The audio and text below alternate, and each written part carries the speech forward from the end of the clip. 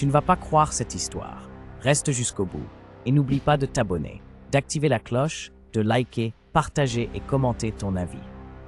Comment un couple aussi séduisant a-t-il pu cacher l'un des secrets les plus monstrueux de l'histoire criminelle du Canada?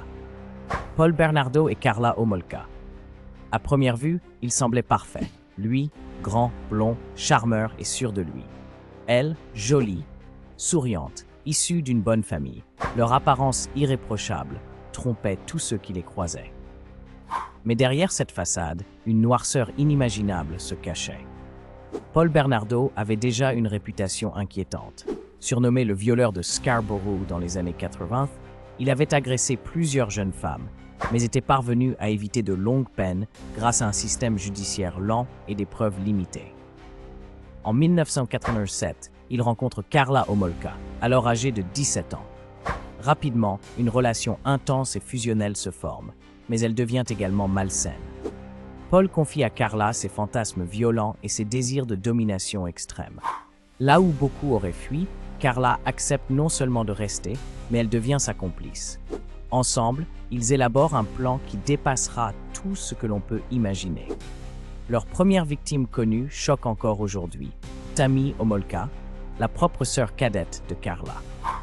En décembre 1990, Karla drogue Tammy afin de l'offrir à Paul. Ce qui devait être une simple expérience pour Paul tourne au drame. Tammy ne survivra pas. Officiellement, sa mort est qualifiée d'accident, mais dans les faits, c'était le premier acte d'une série de crimes qui allait secouer tout le Canada. Entre 1991 et 1992, Paul et Karla multiplient leurs crimes. Leslie Mahaffey et Kristen French, toutes deux jeunes adolescentes, sont kidnappées, séquestrées et torturées. Ce qui rend ces crimes encore plus horribles, c'est que certains actes sont filmés sur des cassettes vidéo, preuve indiscutable de leur sadisme. Pendant plusieurs jours, ces victimes subissent humiliation et violence avant d'être assassinées et abandonnées. Pendant un temps, la police ne soupçonne pas le couple.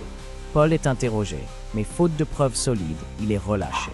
Le duo continue sa double vie.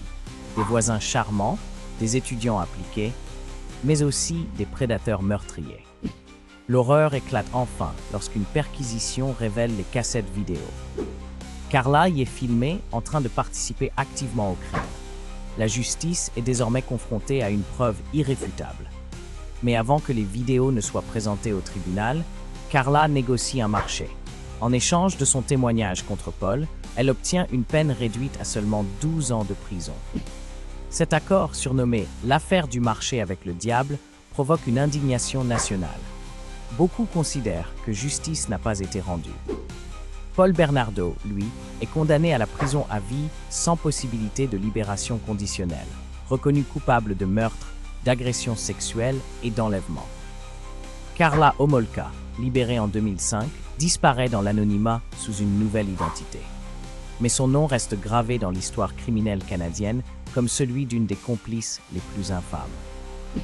Ce duo reste un exemple glaçant de la manière dont l'apparence et le charme peuvent masquer des crimes abominables. La question qui hante encore les esprits aujourd'hui est simple mais troublante. Peut-on vraiment changer après avoir participé à de tels actes? Alors, selon vous, Karla Homolka méritait-elle vraiment de retrouver la liberté après ce qu'elle a fait?